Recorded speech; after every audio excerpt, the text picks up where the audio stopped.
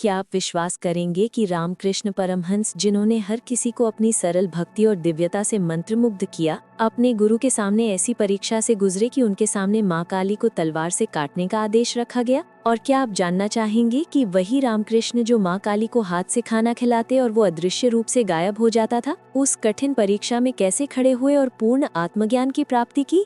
रामकृष्ण का बचपन ही अद्भुत था। वे बहुत साधारण परिवार में जन्मे थे, लेकिन उनकी साधना और भक्ति की शुरुआत इतनी गहरी थी कि लोग उनके आसपास एक अलग ही दिव्यता का अनुभव करते थे। वे छोटी उम्र से ही ईश्वर की ओर खींचे चले जाते थे। उनकी भक्ति की शुरुआत बहुत ही सरल और सहज थी। वे भगवान की कल्पना में इतना खो जाते कि आसपास की सारी चीजें उनके लिए बेकार हो जाती। एक घटना बहुत प्रसिद्ध है। कहते हैं कि रामकृष्ण अपनी माँ काली की प्रतिमा के सामने बैठकर हाथ में भोजन रखते और उसे माँ काली को हाथ से खिलाते, और चमत्कार ये था कि जैसे ही वे हाथ से भोजन देती, वो अदृश्य रूप से गायब हो जाता। कभी किसी ने देखा ही नहीं कि वो कहाँ गया। ये उनके और माँ काली के बीच के अद्भुत आध्यात्मिक संबंध का प्रतीक था। रामकृष्ण परमहंस अपने ध्यान और साधना में अक्सर गहरी समाधि और ट्रांस की अवस्था में चले जाते थे। वे घंटों तक बैठकर माँ काली के ध्यान में खोए रहते और उनके चेहरे पर एक अद्भुत शांति और दिव्यता का भाव दिखाई देता।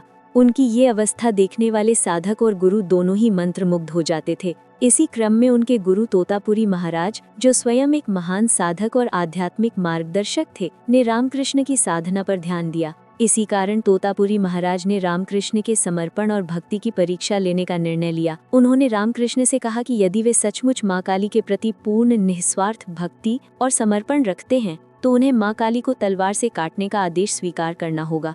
तोतापुरी जी स्वयं एक महान साधक और अद्वैत वेदांत के ज्ञाता थे, जिनकी विशेषता थी कि वे केवल बाहरी कर्म और पूजा नहीं देखते थे, बल्कि साधक के मन, भाव और आंतरिक स्थिति का सूक्ष्म निरीक्षण करते थे। उन्होंने रामकृष्ण के भीतर की दिव्यता और उनकी आध्यात्मिक प्रतिभा को देखा और महसूस किया कि वे एक अद्वितीय साधक हैं। लेकिन गुरु ने ये भी महसूस किया कि रामकृष्ण के मन में माँ काली के प्रति अत्यधिक अटैचमेंट विद्यमान है। भले ही ये अटैचमेंट भक्ति के रूप में प्रकट हो रही थी, लेकिन तोतापुरी जी जानते थे कि किसी भी प्रकार की अटैचमेंट साधक को पूर्ण मुक्ति और आत्मज्ञान की दिशा में बाधित कर सकती है। एक दिन जब रामकृष्ण समाधि से बाहर आए, तात्पुरी महाराज ने उन्हें पास बुलाया और उन्होंने कहा, रामकृष्ण, तुम्हारी भक्ति अद्वितीय है। तुमने माँ को साक्षात देखा है, उनसे बात की है, और माँ ने तुम्हें अपने बालक की तरह प्रेम दिया है। लेकिन अब तुम्हें आगे बढ़ना होगा। जब तक तुम रूप में बंधे रहोगे, तुम्हारा मिलन ब्रह्म से अधूरा रहेगा। रामकृष्ण ने विनम्रता से कहा, गुरुदेव, माँ ही तो सब कुछ है। उन्हीं के बिना मैं कुछ भी नहीं हूँ। उनसे कैसे आगे बढ़ूं? तोतापुरी महाराज मुस्कुराए, पर उनकी दृष्टि बहुत गहरी थी। उन्होंने कहा, यदि तुम सचमुच माँ से एक हो चुके हो, तो अब उन्हें बाहरी रूप से नहीं, बल्कि अपने भीतर पहचानो। आज मैं तुम्हें आदेश देता हूँ, अपनी तलवार उठाओ और ध्यान में माँ काली के रूप को काट डालो। ये सुनकर रामकृष्ण सिहर उठे। उनका हृदय कांप गया। वे बोले, गुरुदेव, ये कैसे संभव है? माँ को काट दूं? वे तो मेरी आत्मा है, मेरा श्वास है, मेरा सर्वस्व है।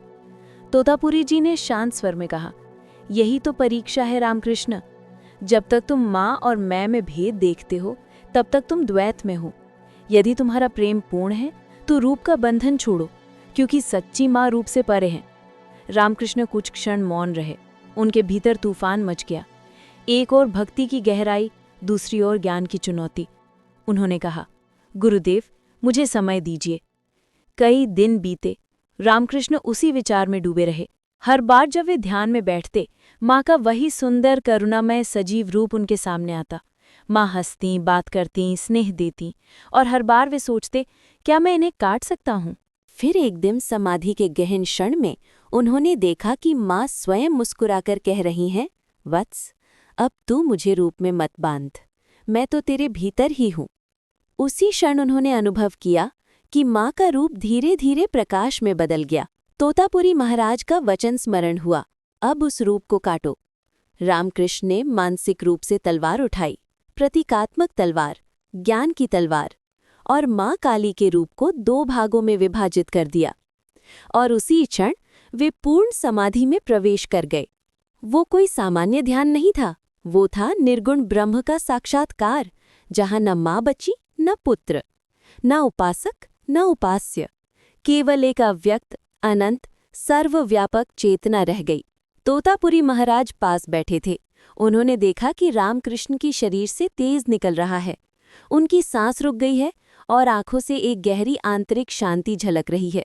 वे बोले, अब ये बालक ब्रह्मस्वरूप हो गया है, अब इसमें कोई भेद नहीं बचा। उस अनुभव के बाद रामकृष्ण परमहंस में एक गहरी निस्तब्धता आ गई। अब वे माँ से वैसे बात नहीं करते थे जैसे पहले करते थे, पर उनका प्रेम कहीं गया नहीं था। वो प्रेम अब रूप से परे शुद्ध चेतना बन चुका था। वे कहते, माँ अब मेरे भीतर हैं, हर कण में है, जहाँ देखता हूँ वही माँ है। उनकी आंखें आंसुओं से भर जाती, पर वे आंसू अब वियोग के नहीं, अद्वैत के थे। तोतापुरी महाराज ने उन्हें कहा, रामकृष्ण, अब तुम वही जान गए हो जो शंकर ने जाना था। ब्रह्म सत्य है, जगत मिथ्या नहीं, बल्कि ब्रह्म का ही रूप है। इस घटना का अर्थ केवल इतना नहीं था कि रामकृष्ण ने मूर्ति पूजा छोड़ दी। इसका गूढ़ संदेश ये था कि भक्ति की पराकाष्ठा ज्ञान में परिणत होती है। जब भक्ति इतनी शुद्ध हो जाती है कि उसमें स्वामित्व, इच्छा या अलगाव का भाव नहीं रहता, तब वही भक्ति ज्ञान का द्वार खोलती है। तोतापुरी महाराज ने रामकृष्ण को ये सिखाया कि सच्चा ईश्वर प्रेम किसी एक रूप या नाम में सीमित नहीं होता। माँ काली स्वयं चाहती थी कि उनका बालक उनसे परे जाकर उन्हें सर्वरूपा के रूप में जाने, जो हर जीव, हर कण, हर चेतना में विद्यमान है। और यही वो क्षण था जब रामकृष्ण परमहंस ने भक्ति से अद्वैत की ओर प्रवेश किया। रामकृष्ण परमहंस का ये जीवन प्रमाणित करता है कि जब साधक अपने भीतर की द्वैतता, अटैचमेंट्स और मोह को पार कर पूर्ण निस्वार्थ भक्ति में लीन हो जाता है, तो वो न केवल चमत्कारिक अनुभव करता है, बल्कि पूर्ण आत्मज्ञान और मोक्ष की प्राप्ति करता है। गुरु की परीक्षा, माँ काली के साथ उनका संबंध और तालवार वाला प्रसंग सभी मिलकर उनके जीवन को आध्यात्मिक शिक्षा और प्रेरणा से भर देते हैं।